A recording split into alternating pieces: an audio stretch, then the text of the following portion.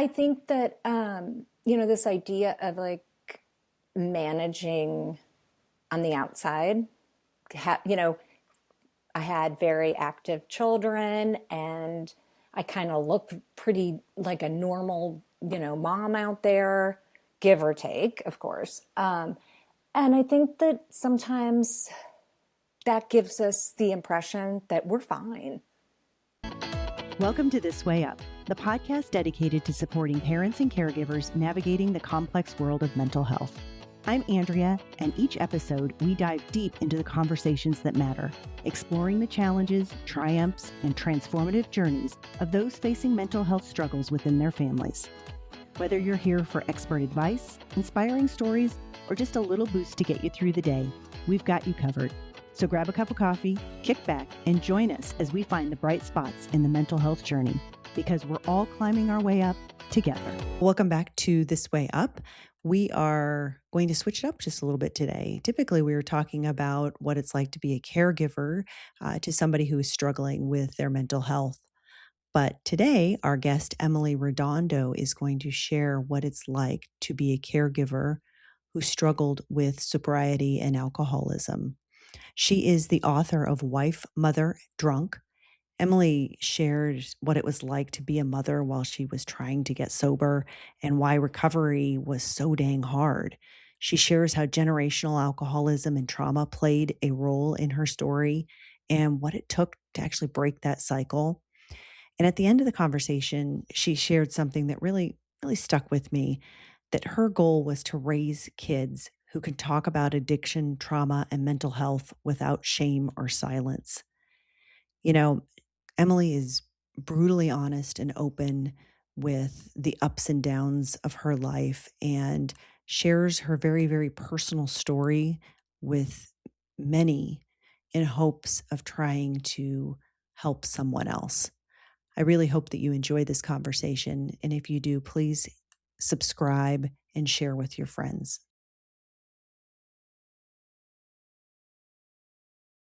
Emily, after reading your book, I have been so excited to have you on. Your book is, it pulled at every heartstring I have as a person, as a mother, as a daughter, as just the whole thing. It's incredible. And I'm not exactly sure where we're going to end up because there's so many things that you can talk about and so many good pieces and nuggets. But we're going to start with, you once described yourself as a mom who had it all together, except you were drunk all day. Right. And I think that that really spoke to me in the sense that we all tend to hide things. Yes. And it is something that you're looking to not do any longer and to give to other people the ability to not have to hide. But I want to know, what was it like living kind of that double life? Well, it really didn't feel so much like a double life necessarily at the time. It's one of those things that once you step back from it, then you see the insanity, if I may. But, when you're in that mental state, you don't really, you're not thinking like that because you are insane. You are experiencing it. And, what towards the end, the last few years of my addiction to alcohol, which, by the way, it was all wine, but I drank wine like a drug addict, basically, is kind of how I describe it. There was nothing social or acceptable in the way that I was drinking. It was super closet drinking. Forget it. I don't even know if we ever owned a wine glass. But I think that, this idea of like managing on the outside, I had very active children and I kind of looked pretty like a normal, mom out there, give or take, of course. And I think that sometimes that gives us the impression that we're fine. We're okay. I mean, look at all the stuff I'm able, The other thing is like the more I got into my drinking, my tolerance was off the chart. So I wasn't really being drunk all day for me was not the stereotypical picture of drunk. And Was it like what they would call a functioning alcoholic? no, Okay. maybe at face value, but really what it was is that my body, had completely readjusted, turned everything upside down. And instead of, my body responding like, okay, this is inebriation and this is something poisonous that I'm putting in my body and enjoying the effect of it, it was, I had to have alcohol. My body had completely adapted to having alcohol in its system. And that's the medical aspect of it. So if I didn't have alcohol in my body, I couldn't function. Wow. That became your new normal, was just existing off of alcohol. Yeah, and people die over that. It's a very serious situation where you wake up every day not wanting to drink and doing everything to try to continue to push forward, like, I can't do this, I don't want to do this, but then you do it. Yeah. That's so hard. I think you wrote somewhere in your book too that you tried to get sober and I don't remember the exact quote, but you loved your kids so much, but even though you loved them so much that you really didn't like yourself, and until you could like yourself, you couldn't get sober. And Yeah, well, love doesn't get you sober. Your love, how much you're loved by others, how much you love someone else, whether it's your kids or not, that's not enough. It's not a matter of changing my mind and, oh, you know what? Look what I'm doing. I'm just going to make a choice and stop. It's addiction is really confusing and hard to explain even for someone like me. And if love could keep us and get us sober, then we would all do it. We'd all be right. there. And my situation that I've said multiple times is I got sober dozens of times. I knew how to do it. I grew up around a 12-step program of AA, and that was like a way of life. So it wasn't about how do I do this? What am I supposed to do to get sober? I knew that.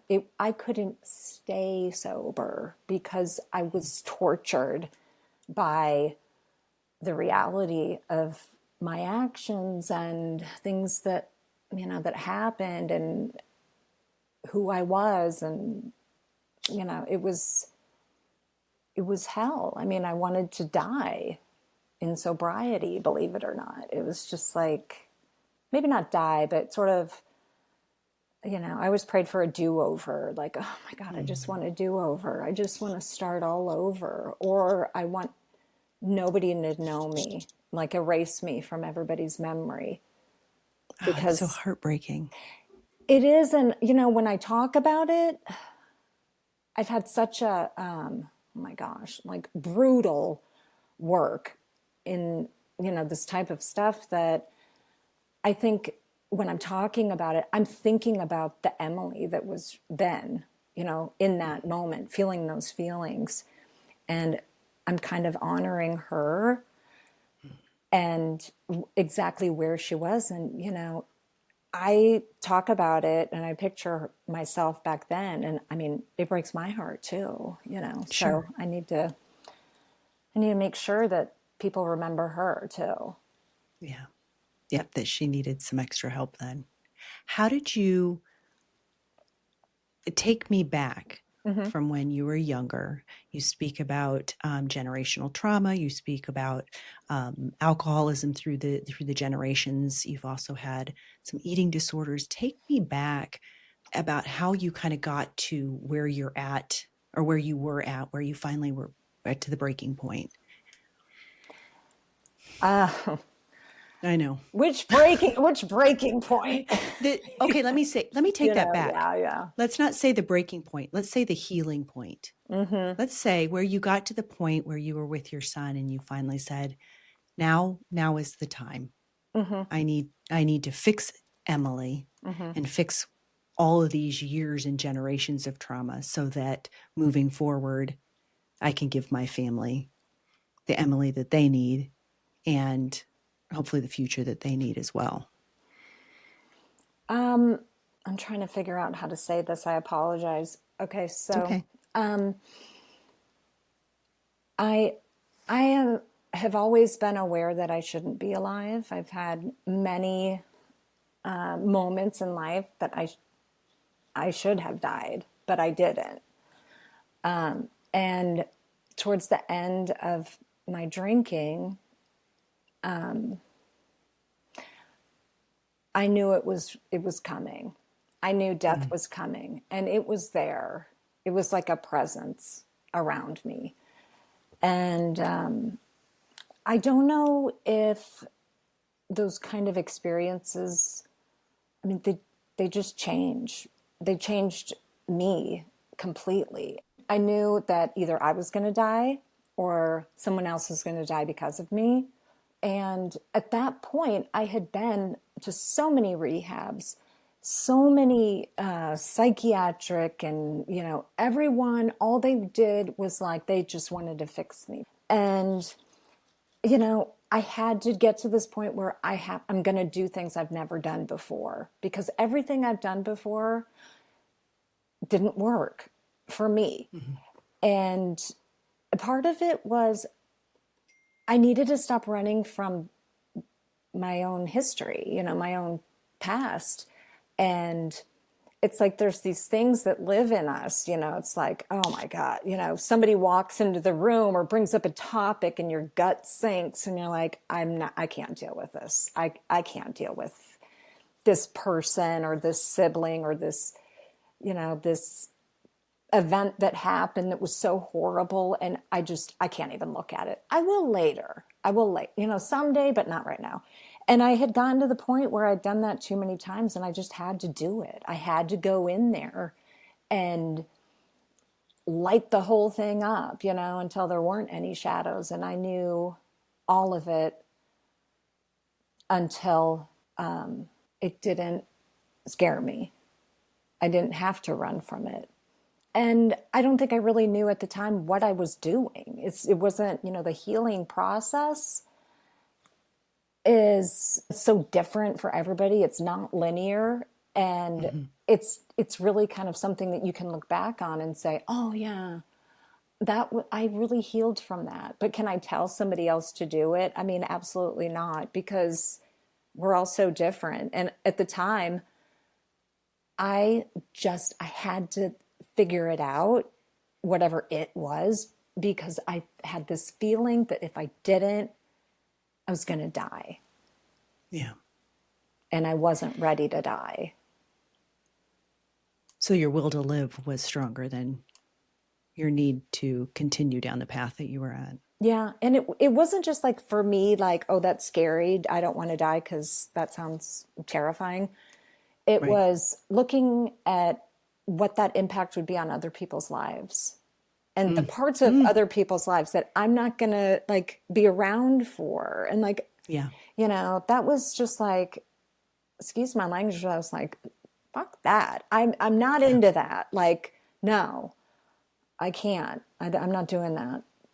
So, it's interesting as mothers, maybe it was beforehand too, but I think once I turned to be a mom, I started to be much more cognizant of how my actions and behaviors affected other people. And it became very, very important to me.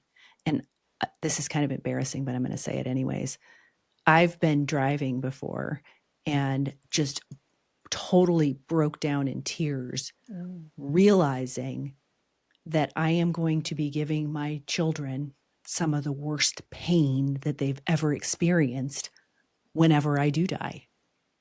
I mean, and Yeah. I know I won't be doing it on purpose or anything like that, but Yeah. it's such a horrible feeling thinking that that's going to happen. And then in your case, then adding on that you could be the reason that that happens has got to be awful. And Well, it's interesting because I know people on whether they were the mother who passed away or the child whose mother passed away, or parent because of their disease of or whatever you want to call it. I don't know what's trending right now because I'm offline 100%. And I know that I'm an alcoholic. I just say it straight up. Like, I know that's not yeah, the proper term, but this is one right here. And like, I feel this kind of compassion for both ends because I am a child who had two alcoholic parents. But then I am also the alcoholic parent of four kids. And I'll tell you what, some of those mothers that I know, they never got the chance.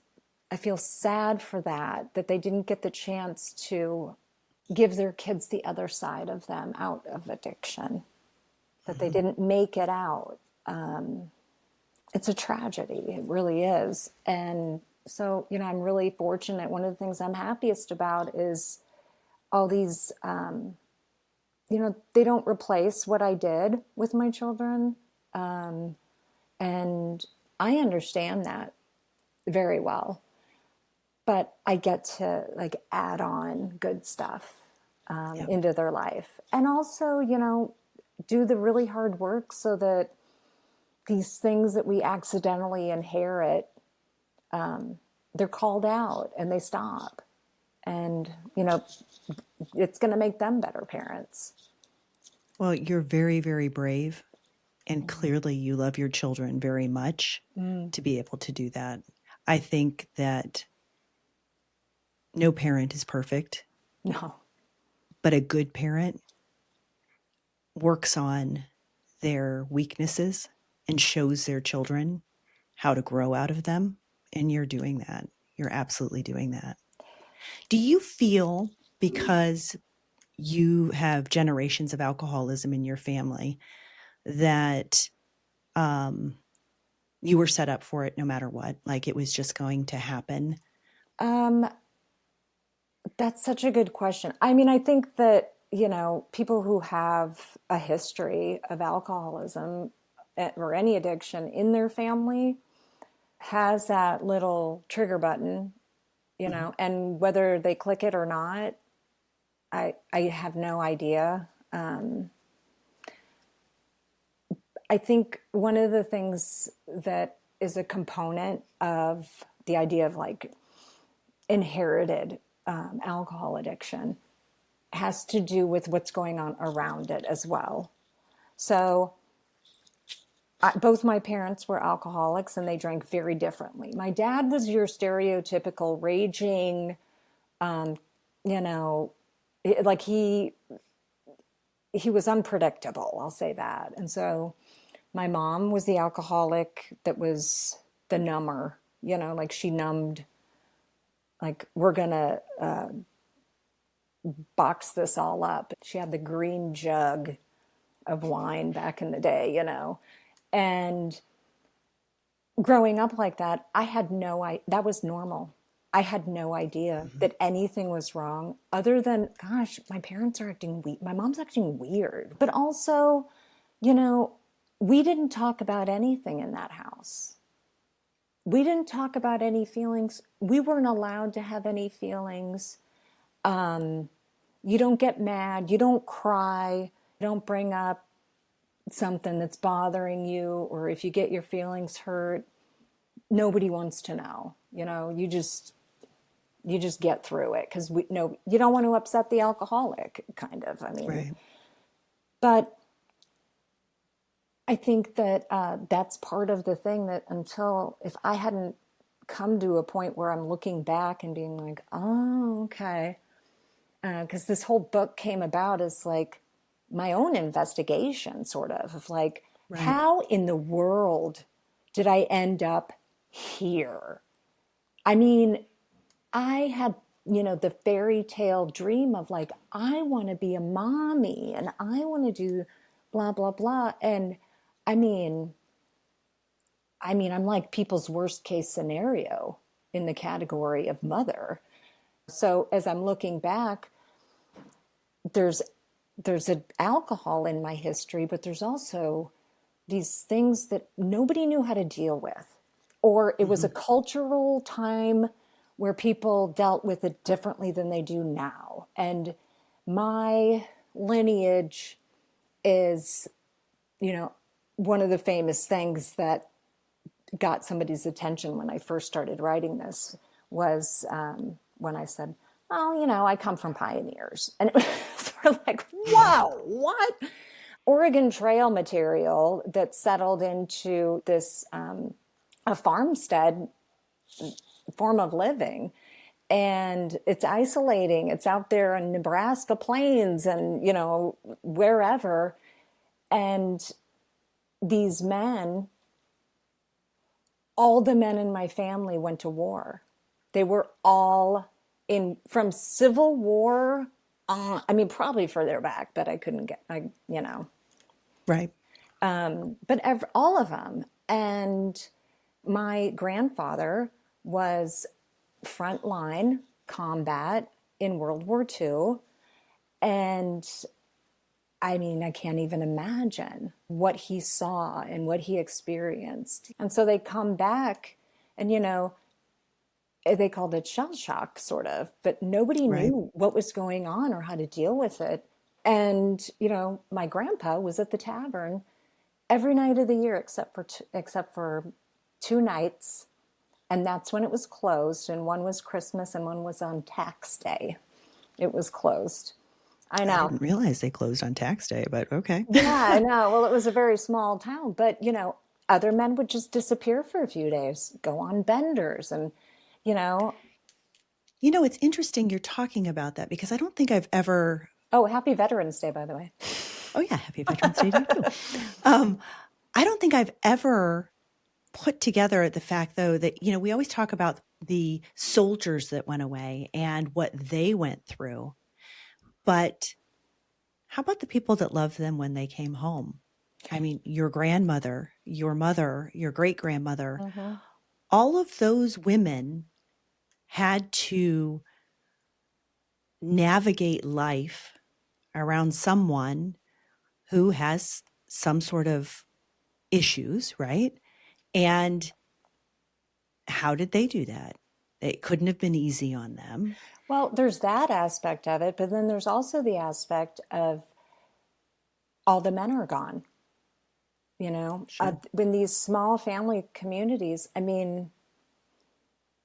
both of my great grandmothers had a lot of kids. I'll just say that, farms, like you're Yeah. breeding full time here, but they had 4 sons. They each had 4 sons.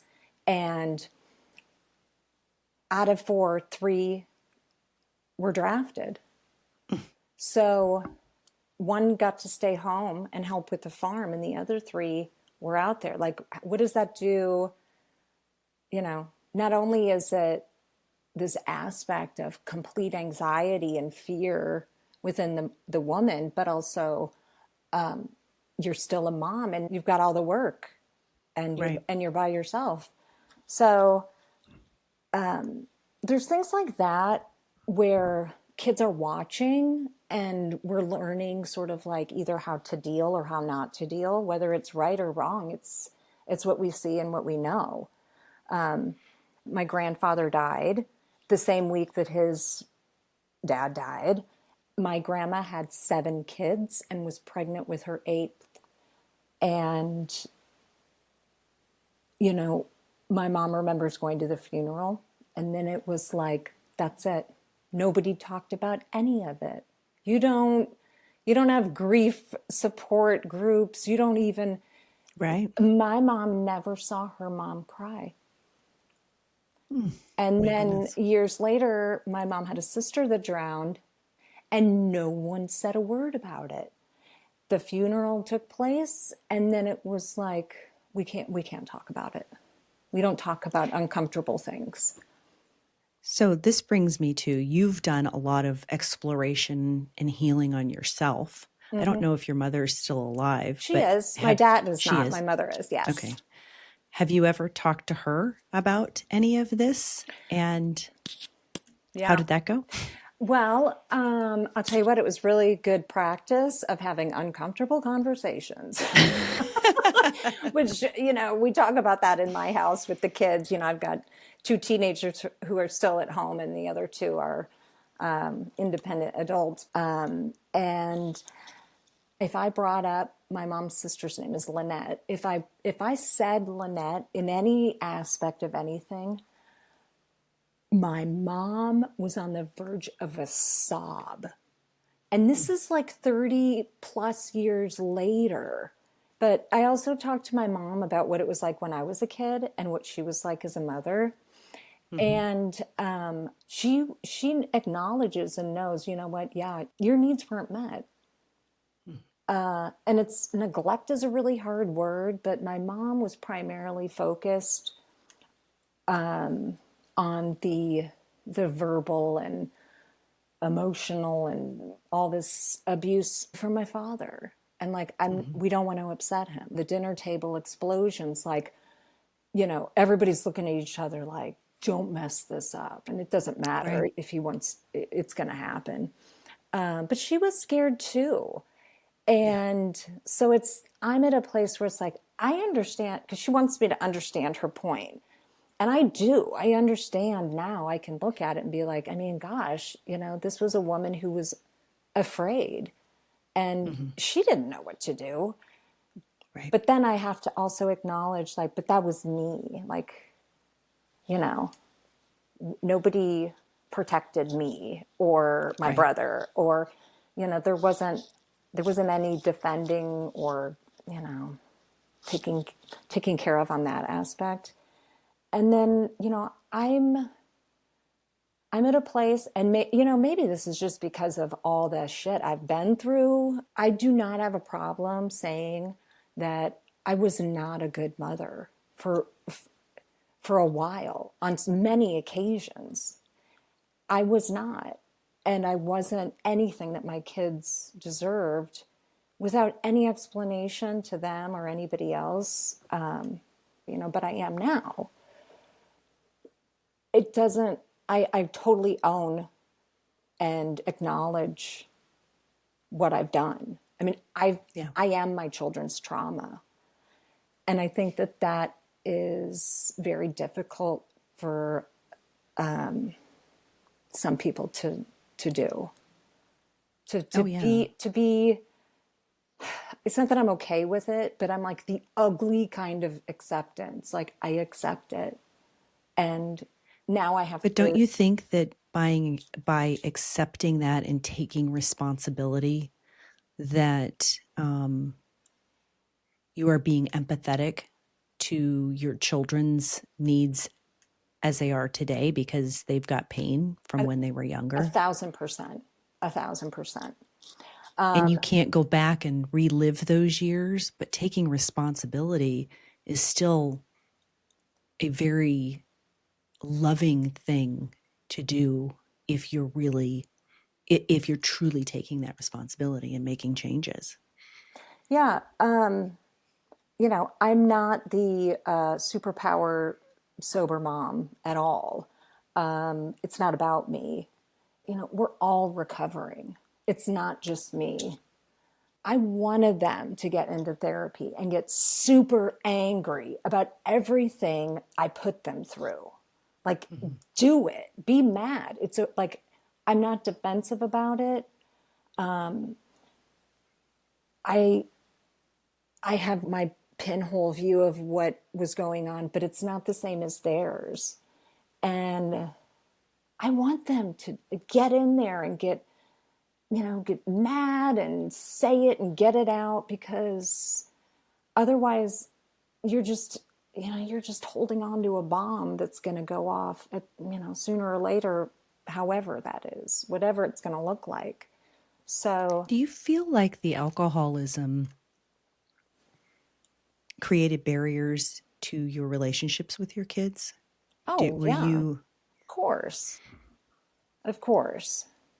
were they afraid of you at that time, or do you think they knew what was going on, or was it until you started to peel back the onion and heal yourself that they started to realize? Yeah. Oh, I love that question, because on one aspect, help me remember to come back to both sides of that, as far as like, were they afraid of me? Because I do want to say they did know Okay. what was going on. My husband is in recovery as well. And Okay. he got clean and sober in 2003. Both him and my mom, just, they've never relapsed. So it was like they quit and stayed quit, right?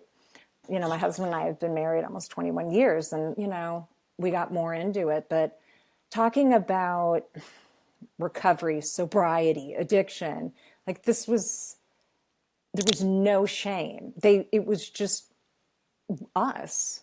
So And your kids were, when you went into a treatment facility or something, they were fully aware of what was happening to mom and what yep, she was doing. yep, yeah. It So it wasn't, it wasn't really, mommy camp for a month. It was, yeah. in fact, there's this beautiful thing when they're younger, before, peer influence, and, they would tell, they told, like, I never knew it was going to come out of their mouth, because we Hmm. intentionally, like, we didn't make it a shameful thing. And at my book launch, I actually got to talk to this Stella's, who's 17 now, her kindergarten teacher was there. And when Stella, it was the summer after she had kindergarten, we were walking through the neighborhood and ran into her teacher, Mrs. Seiss, and she was asking about our summer, and Stella's just prancing around, in this thing, and she says, "Well, yeah, we didn't go on vacation. My mom had to go to a hospital because she drank too much." And like, just ticking it off. And I'm like, I look at the teacher like, "Oh yeah, Well, that's that's she's," true. and Miss Seiss handled it so brilliantly. Like, you just never know what's going to cross someone's face. It's give a message to a child. But she was like, "Well, that's terrific. What a good thing to do." Just kind of went on that way. But as they got older, and, my drinking got worse, I would think, gosh, the less I'm around, then the less this is going to impact them. It's very Mm. isolating. So it's not as much of the, the affectionate, like, tender, loving kind Right. of thing. Because now, when they're older, I'm like, oh my God, what if they smell alcohol on me? Even Mm. though it's like seeping out of my pores, right? But, and as far as the question about, were they afraid of me? I I'm going to guess yes. I'm going to guess that when I was drinking, because it wasn't pretty. I mean, if it's not pretty out, you can see a woman who's had too much to drink out in public. I mean, that doesn't look great. More or less, it's probably worse in the house. And I don't have, I mean, because of, been able to have these kind of conversations about, like, what was going on in those kind of moments with my mother, with my husband. And I'm not really sure that my kids are at a point where they can have that kind of conversation with me. But Sure. I think that they would see something like telling me those things as a form of hurting me, even Right. though it is part of the healing process. I just feel like they wouldn't want to do that to me. And they can, if they can do it like in therapy or, to a Right, third right. party or something, but um, I don't know. But I get that. Mhm. So, I mean, first of all, everybody should go to therapy because Yes. no matter how ideal your upbringing is, it's not ideal, right? No matter Hmm. what happens. And I remember I was working through some stuff, and the therapist said to me, well, just talk to your mom about that. And I said, I don't think I need to. Hmm. And my husband happened to be there too. And he's like, I don't think she needs to. Oh, no, no, no. I came home and I was like, yeah, they're really wanting me to talk to her about this. I'm like, but I don't think so. I said, she's owned up to her part of what went on. And I don't want to hurt her. I love her for who she is today. I Hmm. love her for who she was a long time ago. And I don't need to inflict that pain because it's not going to serve that purpose Yeah. for either one of us. Do you fear that your children could have a problem with alcohol? Are you always kind of on edge watching them and such? Are you able to be comfortable sitting back knowing that your journey is teaching them what they need to know about the disease? Oh gosh. Um, no, I'm not worried about it. Okay. Because that would put in some kind of element where I think I can change it, or I think I can get in there and fix, line everything up so that they don't go through Mm-hmm. any pain or suffering in life, especially in the category of addiction. And I think we all are scared of our kids' future because we love them and we don't want them Sure. to go through pain, I mean, pain of a breakup, even, Right. it's like, it's so hard. Do you consider, and I'm not saying from a professional standpoint or anything like that, but Good, do because I'm you not consider, professional. neither am I, but do you consider alcoholism a form of a mental disorder? I think that addiction, whatever it is, whatever your addiction is, and if it is with alcohol, I think it's in your brain. And Mm-hmm. it has nothing to do with whether you're a good person, a bad person, a morally upstanding citizen, whether or not you have integrity. It doesn't care. It's your brain.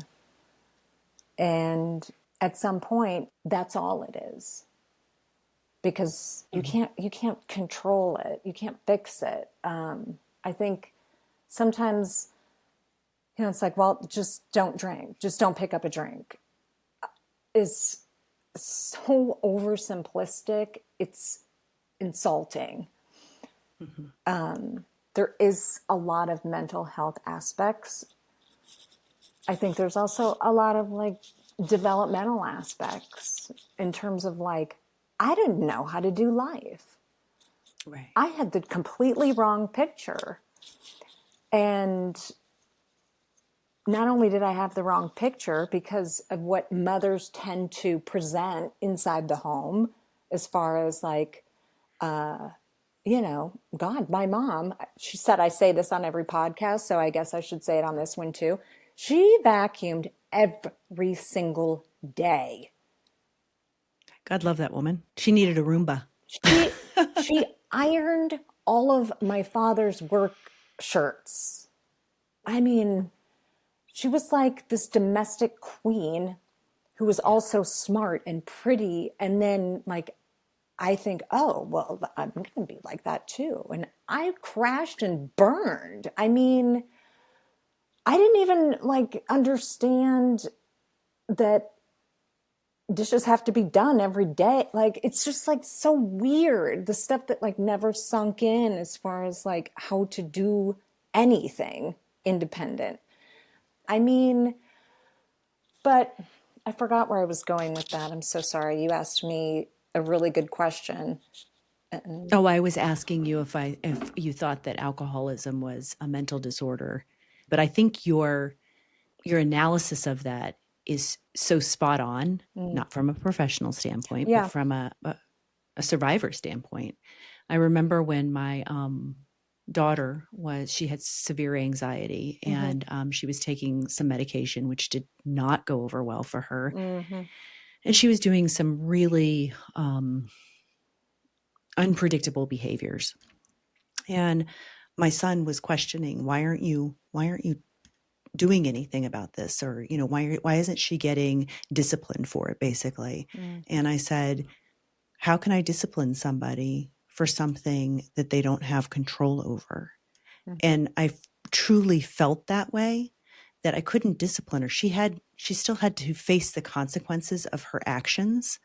And, but yet when there is a chemical imbalance going on in your brain, I truly believe that things that the typical person can control or do, you cannot during that period of time. Yeah. I mean, and I do think, that when it comes to mental aspects of things, whether it's a chemical imbalance or, something else like that, that's real. When I say I think addiction is, it's the brain, I'm talking about like the physical action, like more of the physical components of this brain I have. And I mean, there's just so many ways to kind of get off the important topics. And whether it's the current terminology, whether it's where does it come from? Is it moral, or, this or that?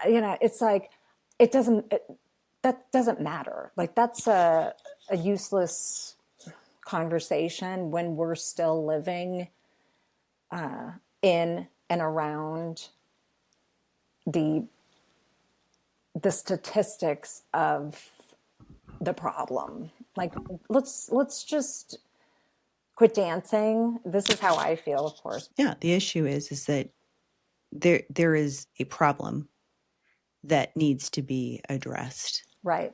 And it doesn't matter whether you say it's blue and I say it's black, or you say it's black and I say it's blue. It doesn't matter. There's still an issue and it needs to be addressed. Yeah. And I do think I like how you say the terminology, because over the past few years, as I've been doing this podcast, there have been several episodes where terminology has come up. And while I do appreciate people's sensitivities to that, I also think that sometimes we just need to say, hey, this is what it is. And in this case, alcoholism is alcoholism, and there are consequences that go with that. And there's responsibilities that need to be taken, and it's hard. And we can still all say, we've got empathy for those who are going through it. And understanding it from the general public is more important than what we call it. Yeah. And was the book the catalyst for your healing, or did you start to heal and then decided to write the book? So by heal, do you mean sobriety?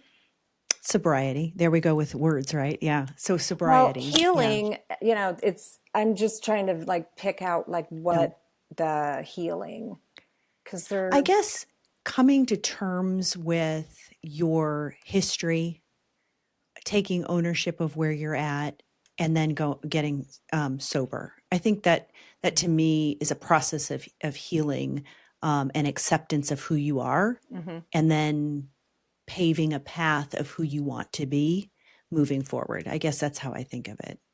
Yeah, that's really, that's very thought-provoking. I don't think that anything can be thoroughly accomplished or healed without sobriety or help with mental illness, whatever it is, until those issues are addressed first. And I think that that's where I failed in the past, is kind of trying to maintain early sobriety and do therapy and, all this kind of stuff. It's hard. It's overwhelming. It's crushing, because so many times, drinking is the answer. It's not the problem. So we're drinking because I don't want to feel this. I don't, we're kind of Right. slugging it down as far as we can. And then sobriety comes along and it's kind of on shaky ground, like, like a little newborn animal, right? And I just have to make sure that that's okay, that that's taken care of in a good place before the deep dive, tractor kind So of you thing. think So you think that you had to stop drinking first before you could address the feelings that were bubbling up, or did you think it was better to address the feelings that were bubbling up and then try to stop drinking? well, I learn through error. So, I relapsed a Right. lot. And that's a whole nother circus. So it wasn't going to work that way, for me, because I Mm-hmm. kind of did try to do it all. And, oh, I want to get better. Oh, I'm dying inside. Oh, I'm feeling too much. Oh, let's put on a good face. Oh, let's go to a meeting. I'm not drinking today. It's just like a bomb waiting to go off, actually. So, I really had to figure out this thing that was so difficult for me as a woman and as a mother, is like, I got to make boundaries for myself. I got to figure out how to survive this. And the first thing I had to get through was staying sober. Mm-hmm. The book, So then did you pick up the yeah, writing the book at that writing point? the book started because I was scared. I was still Mm-hmm. scared of, like, if I do this again, I won't make it out. I'm going to die. That was not even a question. I had so many questions and so much confusion about my past, in and around addiction, whether it was as a kid or a teen or a, mom, whatever. And it was like a joke, kind of, because the family would be talking about a story, telling a story or something, and everybody's yucking it up, talking about it. And I'm like, I don't remember that. And they're like, oh yeah, you weren't here, you were at rehab. Yeah. It's like, for everything, all these things that I missed because I was there. And I'm like, which one? It's like so confusing. So part of it was just making a map of, like, Mm-hmm. what all is that? Because I do have one of those lives where somebody's like, my God, how have I never heard this before? And I've known you 20 years. So, my husband and I made a list of all the places I had been. And it turns out that, I had been institutionalized at least 20 times. And I mean, that is shocking. It's hard to wrap my head around that, Mm-hmm. even still, because it's like I had a whole nother life. And in these types of places, it's very different than the normal way that we live. And so I really dug into this idea of, like,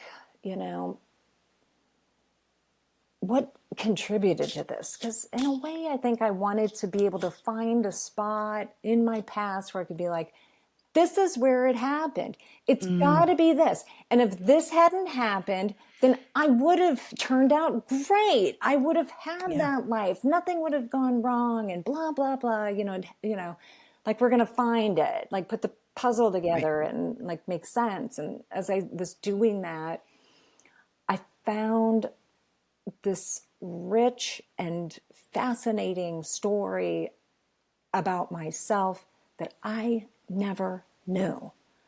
And writing about my personal experiences was absolutely re-traumatizing. And one of the things about writing this book is that, you know, we have like our own memory of it, but Right.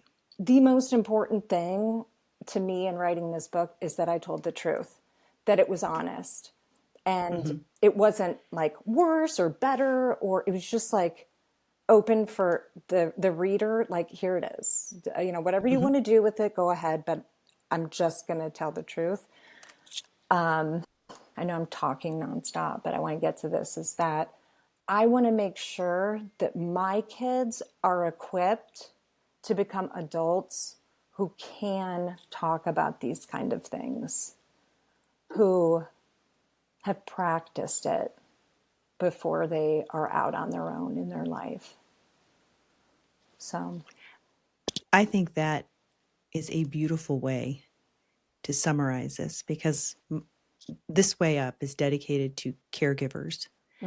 And you are a caregiver who is sharing her journey with her own kids to ensure that they are healthier than she was growing and moving forward. yeah, I think it's just about wanting them to have a better chance. And that's the Yeah. best I can do. And, you know, caregiving is hard. It's exhausting and it's often unrewarded Right. in a moment to moment kind of way. Absolutely. You know, there's no assignment to complete. You know what I mean? It's like, No, I do. yeah. I do. Your grade comes at the very, very end. You know, really on your deathbed, when you look back and you said, I did a good job. Yeah, I mean, my proudest moments now are like when, as heartbreaking as it is, when they don't need me. Because, Yeah, I know. Isn't that awful? oh, like nobody warned me about this, you know? I know. Tell us a little bit about your book, where people can find it, and best of luck to you. Your story is really incredible. Well, thank you. So I mean, it's on Amazon. You can order it off of Amazon. You can also order it at like independent book websites and bookstores. I've just discovered that it's in a lot of Barnes and Nobles, which is super exciting and Absolutely. fun. But Yeah. if you just Google it, "wife, mother, drunk," or type it in, or go to, you know, it'll pop up. That's great. Well, Emily, you are really very, very brave. And I'm glad to see that you're sharing this and a part of you with the world, because we all need to have more exposure to this stuff. Thank you. Yeah. Well, thank you for everything you're doing. Let's just see if we can help just one person, Emily. We're okay. That's it. We've done our job, right? That's right.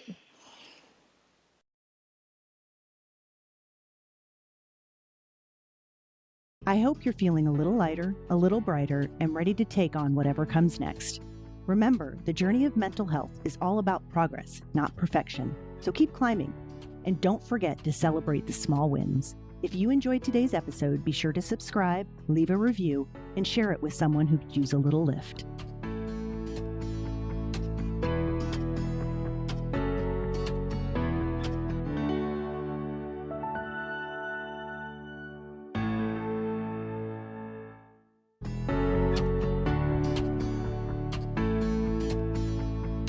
Thanks for tuning in to This Way Up.